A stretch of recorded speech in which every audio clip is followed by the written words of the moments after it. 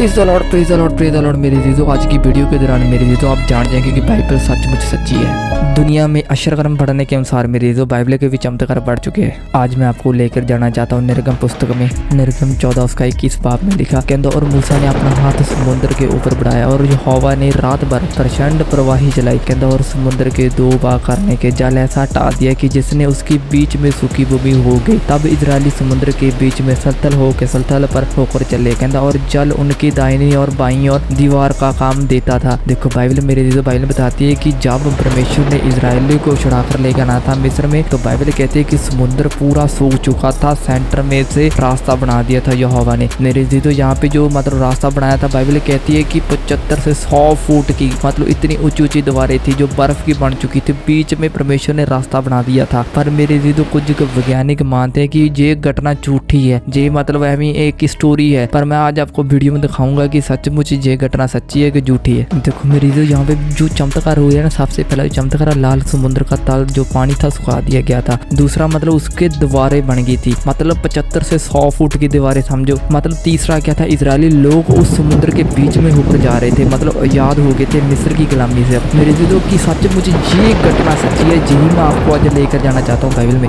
निर्गम 14 उसका 24 आयत देखा कहता, और रात के पिछले पहर में यहोवा का बादल और आग के खंबे में मिस्रियों को सेना में दृष्ट करने के लिए घबरा दिया। मेरे जीजो बाइबल कहती है कि यहाँ पे जो टाइम था ना, वो रात के समझो कि पहला पैर समझो कि जैसे 3 बजे से लेकर 6 बजे तक, सुबह के 3 बजे से 6 बजे की ये घटना, जब परमेश्वर ने मतलब इजरायली लोगों को समुद्र के बीच में रास्ता बनाकर निकालना था। मेरे जो बाइबल बताते हैं कि मिस्र जो लोग थे ना, जो मतलब गुलाम कर इजरायली लोगों को रखते, तो मेरे जीजो बाइबल बताती है कि वो भी इसके पीछे आने लग गए। तो बाइबल कहती है कि आगे लाइन में देखो क्या लिखा, आगे लिखा कहता, और उसने कहता रथों के पहियों को निकाल डाला जिसका उसका चलना कठिन हो गया। तब कहता मिस्री आपस में कहने लगे, आओ कहता हम इजराइल के सामने से भागे, क्योंकि यहोवा उनकी और मिस्री के विरुद्ध युद्ध कर रहा है। मेरे जो बाइबल बताती है जब है ना यहोवा ने समुद्र के बीच में से रास्ता बनाया, मिस्री भी जानबूझकर उस समुद्र में जाने लगे। तो बाइबल कहती है कि परमेश्वर ने वो पहिए थे वो निकाल दिए थे, मतलब जो पहिए थे रथ पे, पुराने समय में पहिए होते थे जो रथ के होते थे। तो मैं आपको फोटो में दिखाऊंगा थोड़ी देर में, आप देखते रहना, क्योंकि बाइबल कहती है कि जब देखो आगे क्या लिखा गया, वो समुद्र के बीच चले गए थे। देखो जैसे आगे लिखा कहता, फिर यहोवा ने मूसा से कहा कहता अपना हाथ समुद्र के ऊपर बढ़ा कि जल मिस्रियों और उसके रथों और सवारों पर फिर बहने लगे। तब मूसा ने अपना हाथ समुद्र के ऊपर बढ़ाया और बोर होते होते क्या हुआ कि समुद्र फिर जैसे तैसा अपना बल पर आ गया और मिस्री उल्टे भागने लगे, परंतु यहोवा ने उनको समुद्र के बीच में ही चपटा डाला। मेरे जीजो बाइबल बताती है कि जो मिस्री लोग थे वो इजरायली के ऊपर हमला करने आ गए। बाइबल कहती है समुद्र जैसा पहला था, जो उसकी 75 से 100 फुट की जो दीवारें बनी थी, बाइबल कहती है वो एकदम में ढल गई,